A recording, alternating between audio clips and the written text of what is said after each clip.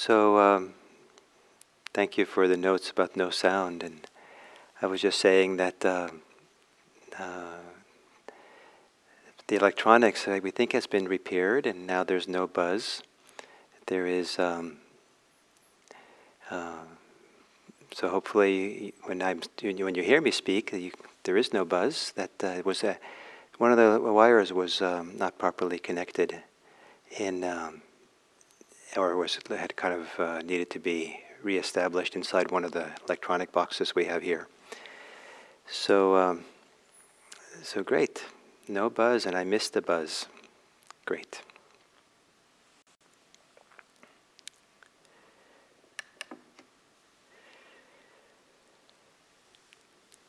So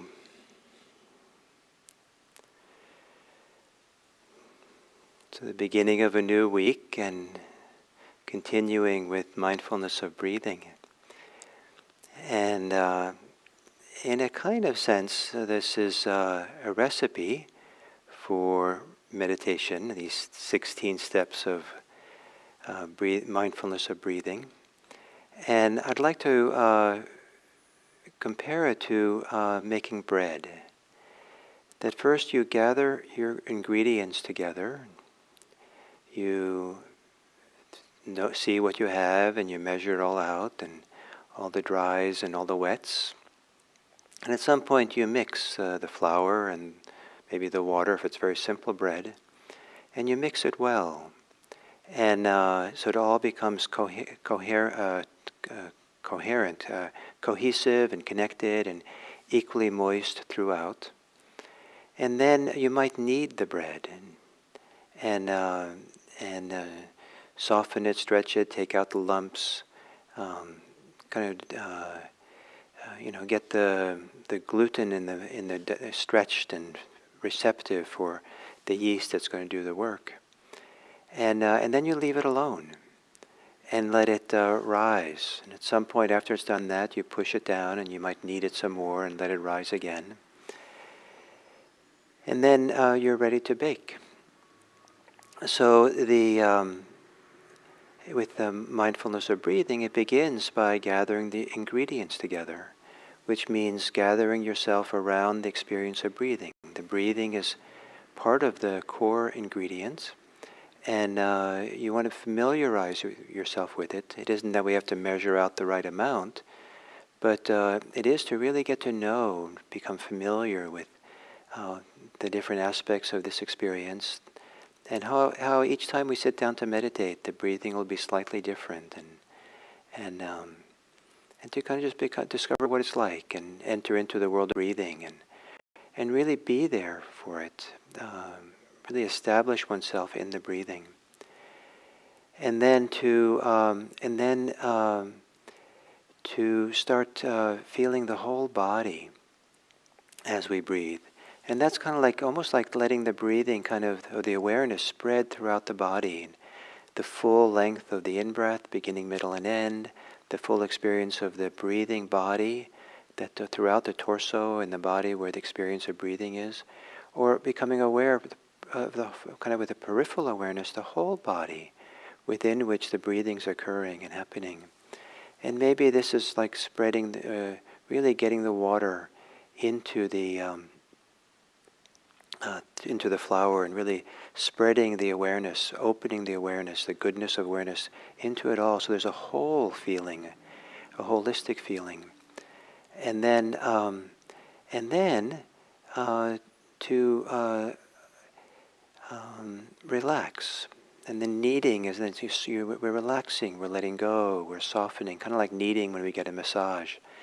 And then we allow the body to relax and to soften and even to melt a little bit in the context of it. And those steps of the recipe are done in a leisurely way, not in a hurry. Take your time with each one. And after a while, you'll become familiar with really this process and the goodness of just staying with each one until it feels ripe for the next one. And then at some point, you can just let it be, and just let the dough rise by itself. And so at some point we let something bubble up from the inside, something begins to work itself. The yeast begins to work, and there's a kind of a growth and cultivation of some kind of inner sense of inner well-being of some kind or other that seems to come from just sitting so rooted in the present moment, rooted in this body, having done some relaxation, and really being present here for this. And so that's topic of that, what happens when the yeast begins to work, and what is it that begins to surface is the beginning of what we're doing for when we move into this step 5 of Anapanasati. So for now, to start the process and to assume a meditative posture and to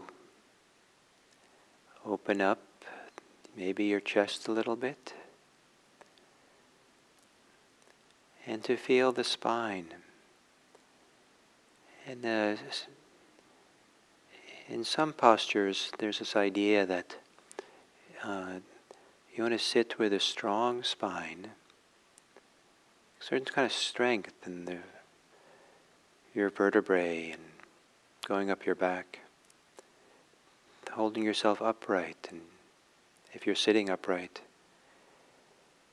And then, so in the back, in your back it's strong, and your front is soft. So soft belly, soft chest, shoulders soft and relaxed. Letting the belly hang forward and loose. Maybe there's some muscles around the diaphragm you can soften as well.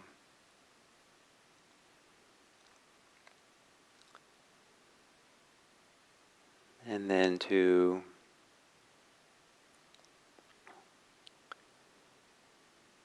take a few long, slow, deep breaths. Settling in further into your experience here with the exhale. Maybe the exhale can be a grounding as you settle into your seat, the place where your body touches whatever surface is holding you up.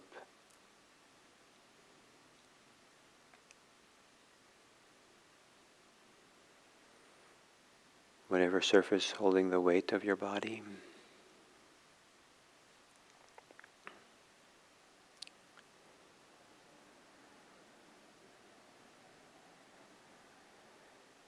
And then to let your breathing return to normal.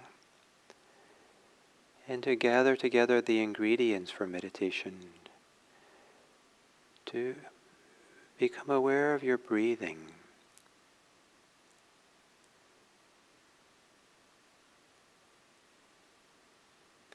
With the idea that you're familiarizing yourself with that experience, the body breathing.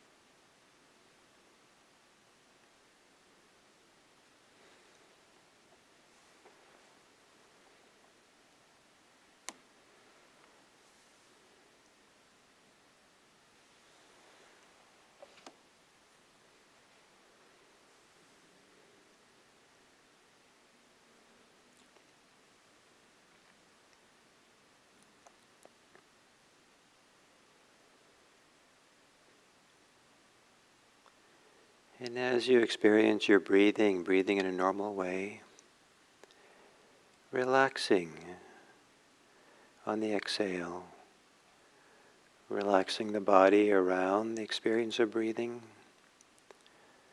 relaxing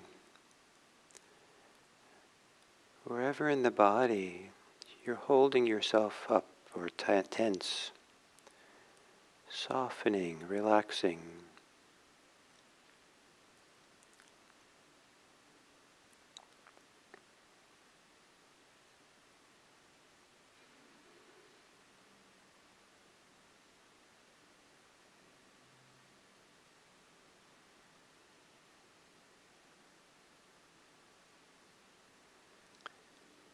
And then letting yourself be simple again with your breathing.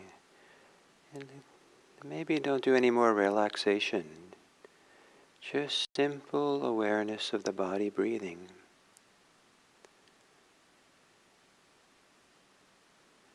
Aware of the body inhaling and exhaling.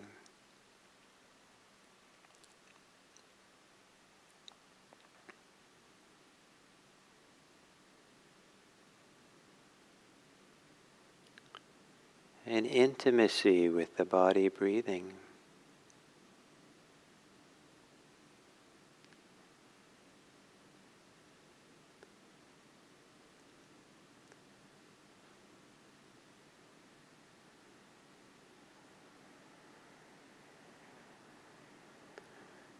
Where the rhythm of breathing might be like the rhythm of the waves washing up onto the sandy shore and then receding.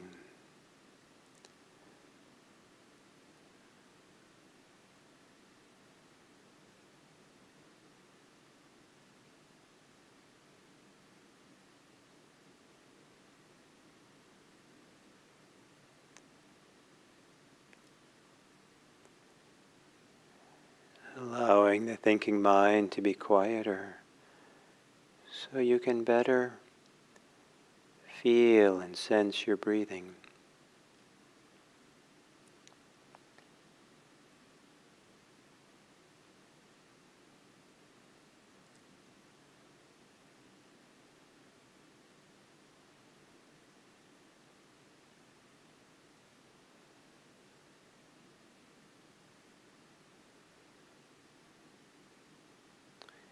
If you're thinking about things that have nothing to do with the meditation,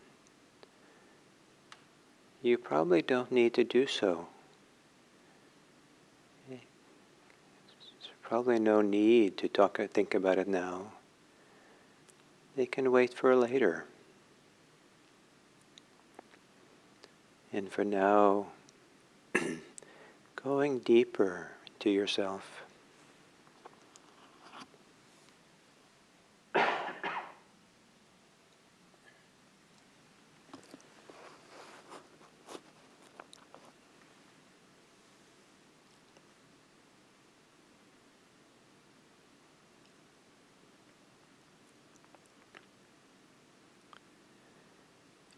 Softly as you're breathing, to open up more widely,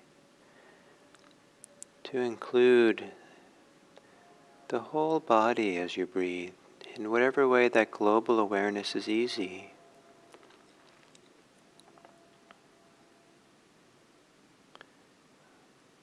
So that the awareness that is centered on the breathing is broad and open, receptive to the body as a whole.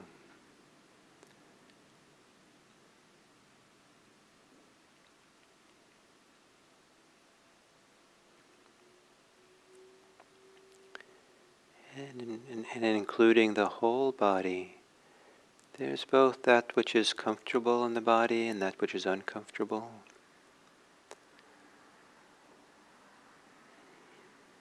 And for now, you don't have to focus on one or the other. Just focus on the ability to breathe with the whole body,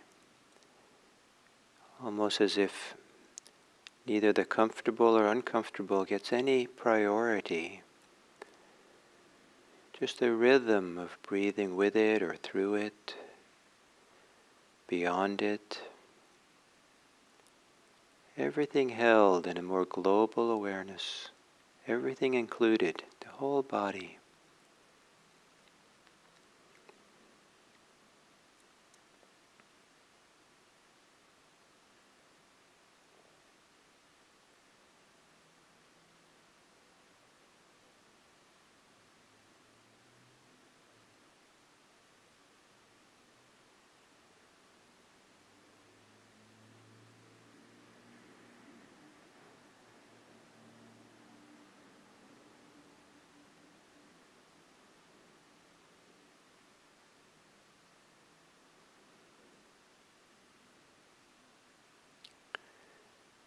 And then very simply and lightly, without trying too hard or making it too much of a project, as you breathe with the global body, spend a few moments here to relax the body further. Relax with the tensions, the holdings.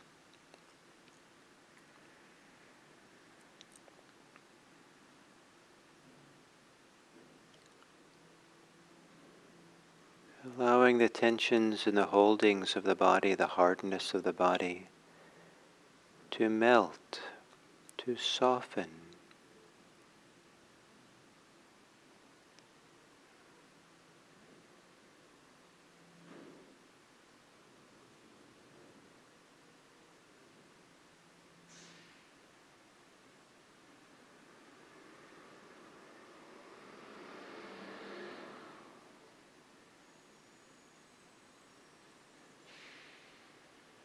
Especially as you exhale, to soften deep within.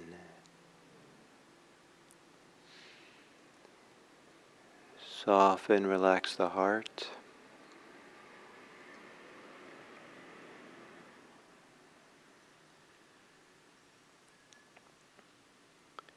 Soften and relax the physical sensations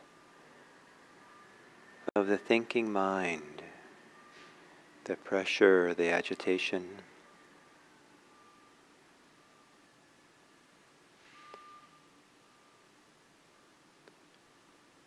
To breathe in and breathe out, and with a light touch, small movements of relaxation, of calming the body,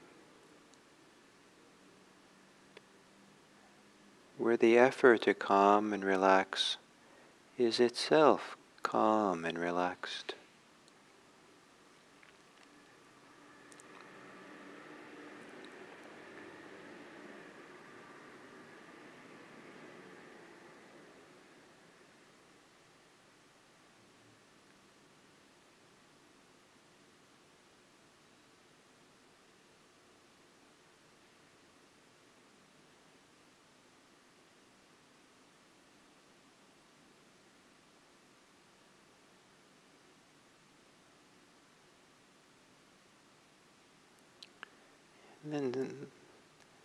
And then no longer relaxing the body, just being in the body, breathing. So the activity of relaxing comes to an end, and just be aware of the body breathing.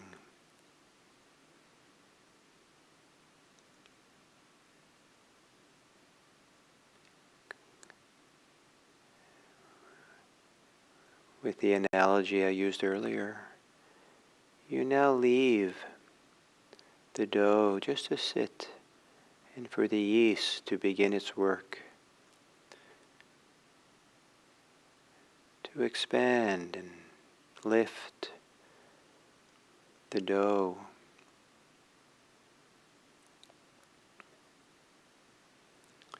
Just let yourself just sit here quietly, not trying to do anything more than just being present for the body breathing, and allowing something to bubble up, or some inner warmth or well-being.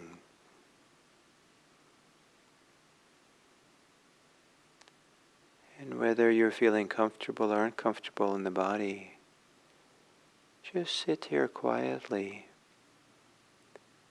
allowing what is comfortable, what has a feeling of goodness in it in the body.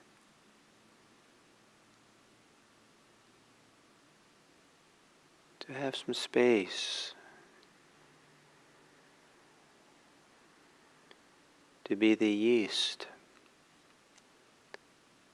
and the body itself is the dough that grows.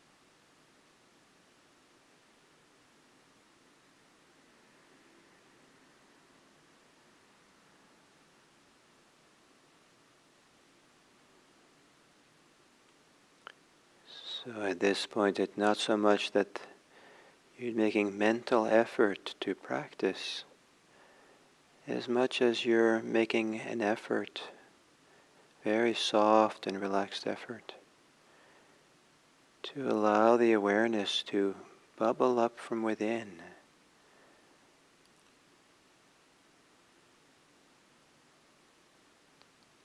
For the awareness to bubble out of the sensations of breathing, out of the sensations of the body.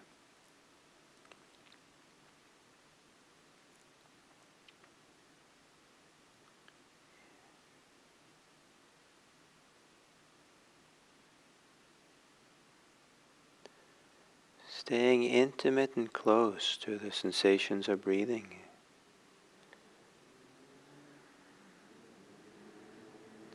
Receptive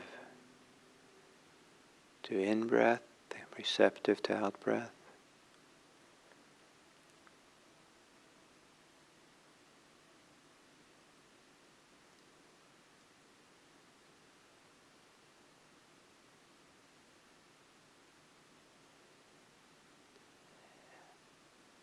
As if breathing in, you're aware of the full wave washing up on the beach, beginning, middle, and end, and the full receding of the wave as you exhale. Feeling the kind of delicacy of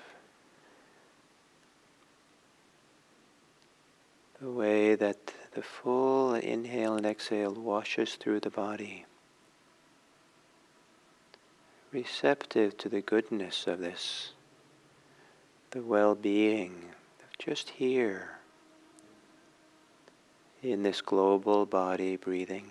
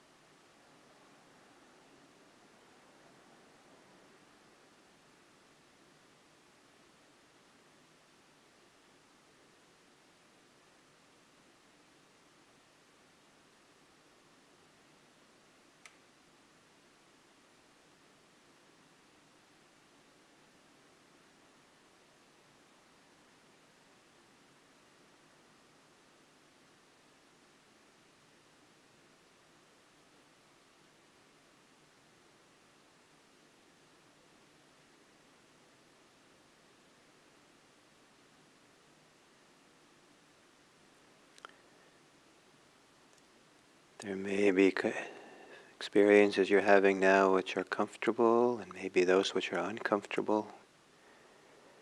And maybe there's a goodness that's larger than both. A kind of well-being or calmness of an awareness which is inclusive of it all.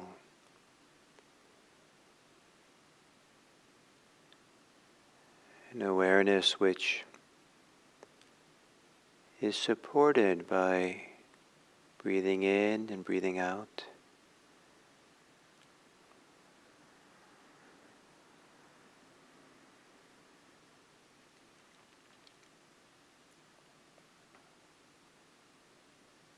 An awareness which has a kind of breath to it, or lots of space in it to include everything without conflict, without judgment, without being for or against. And perhaps in these last few moments, maybe you can see if you can feel that goodness or wholesomeness, even if it's very faint, of an awareness that includes everything, or in principle has space for everything, the pleasant and the unpleasant.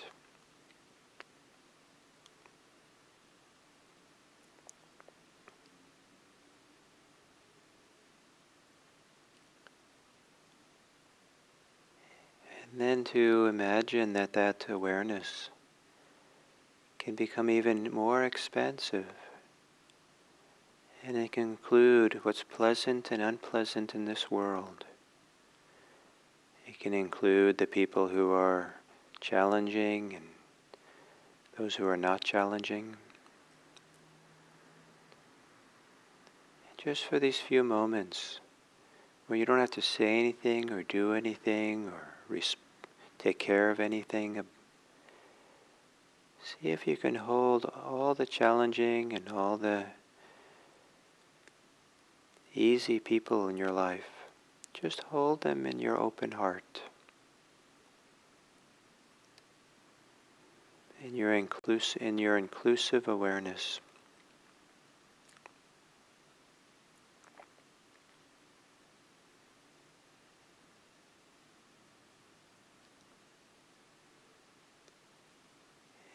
And from within, maybe you can awaken a basic goodwill. Your wish that these people in your lives, all of them, that they be happy, that they be healthy and safe, that they become free of suffering.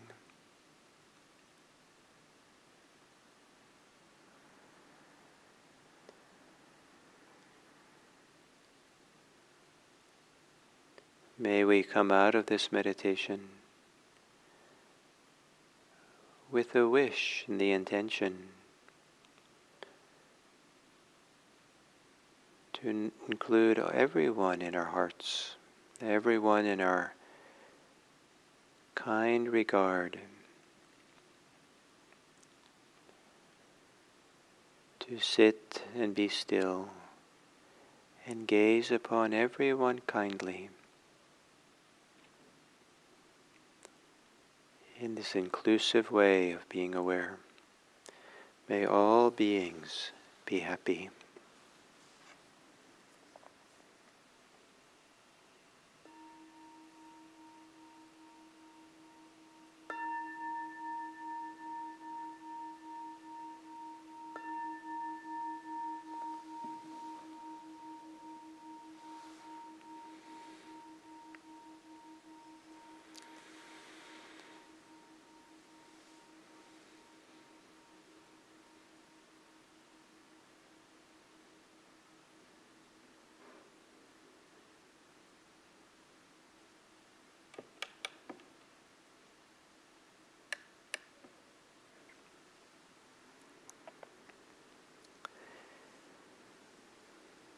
So continuing on this teaching on the Buddha's instructions for mindfulness of breathing.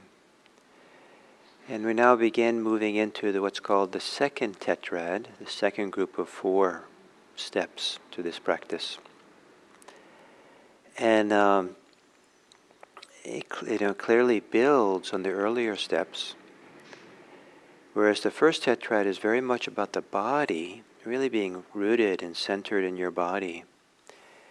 And the second is about now becoming more attuned to some of the feelings we have as we sit and meditate. So not just the sensations of the body, but also the feelings, what in English we can call feelings. Not quite emotions, but certainly inclusive of emotions. And but in particular, you start becoming aware of the pleasant sensations, pleasant feelings, the feelings of well-being that can well up. So we have to be very careful about this. We're not expected to, every time we sit down to meditate, to have feelings of well-being, to have feelings of joy, happiness.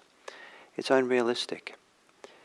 And the first steps of these anapanasati can be the foundation, and I've benefited so much from when I don't feel times when I haven't felt very happy and maybe felt kind of very challenged by something in my life and upset or disturbed in some way, that I'll just sit and just be very content to just breathe with it and sit and breathe and let that natural settling and connecting to the body and just being in the body. I just love composting the difficult emotions I have in my body. What that means is to feel the difficulty, to recognize what I'm feeling that's difficult, and then feel how it is in the body. If there's anger, feel it how it's expressed in the body. If it's sadness, how it's expressed in the body. And just come back and just let the body compost it, let the body feel it and process it. And it's a way of kind of a little bit getting out of the way, in the sense that if I'm in my thoughts and stories, I'm kind of just churning and spinning and reinforcing it. But allowing the body is not just a physical body. The body is intimately connected to the mind, the heart, and how things get processed. We have amazing processing capacity of if we allow it to. And so just feel the difficulty. Just breathe with it and be with it and feel it. Breathe, nothing more. And at times there won't be any particularly difficult emotions or painful sensations as the body, knees might not hurt anymore, and we're just sitting here. And at some point, the system, we're soft enough, we're relaxed enough, we're centered enough, we're in the present moment enough, that it becomes, start feeling feelings of well-being. And that's when this second tetrad kicks in. So we only start becoming aware of this next tetrad when we start feeling some beginnings of good feelings in the body. And they can be a variety. They can be good feelings of calm, of settledness, good feelings of feeling kind of holistic and present and with it all inclusive. There might be feelings of joy and delight and happiness that well up from the inside. And it can be sometimes these can develop and become quite strong. Some people will use the word ecstasy, but when they're strong. But it's probably not the best word. There's some people who have pointed out that ecstasy means kind of being outside of oneself, whereas this is, in Buddhist meditation, it's more like an intimacy. It's more like being in ourselves. It's something that wells up from the inside. And we're really present. That's why the beginning, the first tetrad, is really be grounded and rooted here.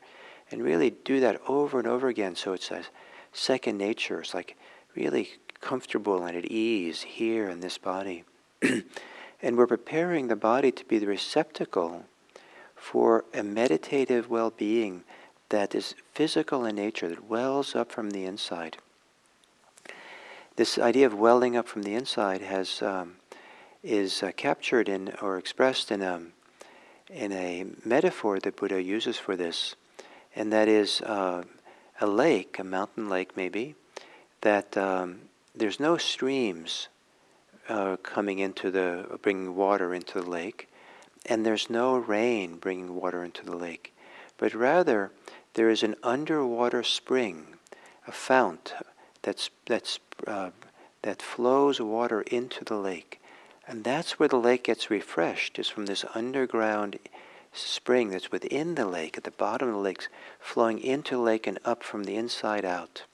So there isn't water coming from the outside in a sense. So this is a sense of well-being that is not dependent on getting what you want in the life.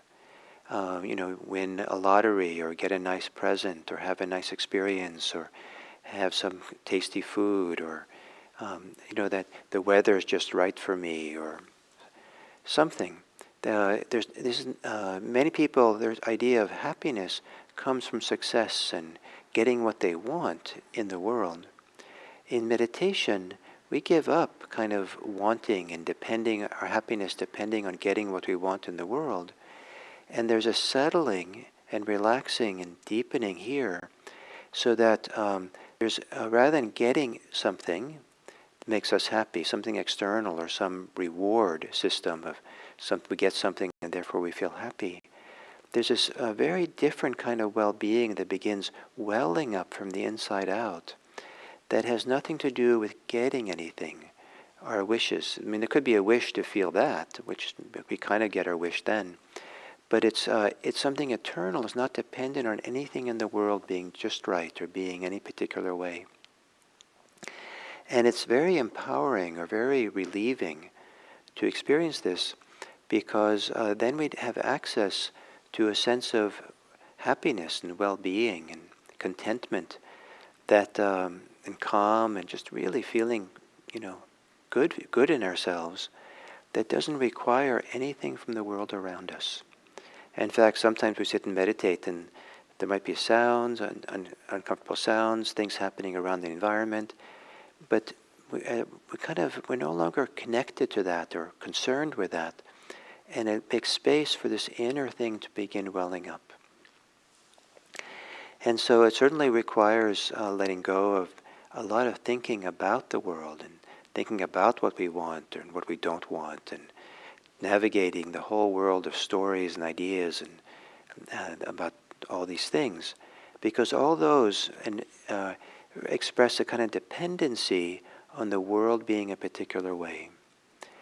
Of course, we should correct the world and fix the world and clean up the world and take care of the world at times, but it's okay not to do that while we're meditating. And meditating is a time where we can put all that aside so that we can let the yeast of meditation begin to bubble and percolate and expand and grow. And so the first tetrad is making ourselves a receptacle that can receive and allow. And when the feelings of well-being arise, then the instructions are to experience that well-being. And here a particular word for the fifth step is joy. But sometimes joy is a little bit too high a bar or a little bit too kind of particular word that people struggle with to try to, where do I feel that joy or what is it? So I kind of prefer the word well-being initially. A sense of well-being. And a sense of good calm can be a sense of well-being. A sense of appreciation and valuing what we are. A sense of coziness. A sense of intimacy. A sense of being present here. And now this sense of well-being can be there for a number of reasons. But in the practice of Anapanasati, the particular kind of well-being that really becomes more salient is the one that comes with a certain concentration on the breathing, a certain intimacy with the breath, a certain rapport with the breathing. And it isn't the breathing itself, and people wonder, why should I stick with the breathing? Breathing's a boring thing. Breathing is not a physical thing. It's something which is somehow intimately connected to the mind, the heart, the emotional patterns that we have. And it's a very rich kind of nexus of all these different crossroads of our inner life meet at the breathing. And so, and one of the things that happens is as we get closer and closer to just cruising with the breath, riding the waves of breath, or just stay connected to breathing, and we start getting concentrated. And that concentration begins shifting the nature of the breathing and the feelings, sensations there. There's a intermingling, or there's a way in which the well-being of being concentrated infuses the breath with a certain kind of well-being or pleasure. And that pleasure encourages the mind, or cultivates the mind to be more focused on breathing. So it's kind of like a little bit like the analogy I like to use of stroking the cat. That as long as you're stroking the cat purrs. But if you take your hand away, it stops purring. And so as long as we stay connected to the breathing in a concentrated way, in a relaxed way, soft way, melting way, just kind of breathing in and breathing out, at some point, and it might be some point further down the line, but there starts being a biofeedback system in place where the very way in which we're concentrating or staying grounded or stroking the breath or being stroked by the breath starts to kind of give birth to a certain kind of well-being. So it's very important, I'll say it again, don't be in a hurry for this to happen, but be content with the first tetrad. But when it does happen, then to recognize it, and here for the Buddha's instructions, at this point you're allowed to feel well-being. You're allowed to feel the joy or the delight or the goodness that comes. There might be a lot of other feelings. There might be feelings of pain and discomfort and even a little bit of emotional discomfort.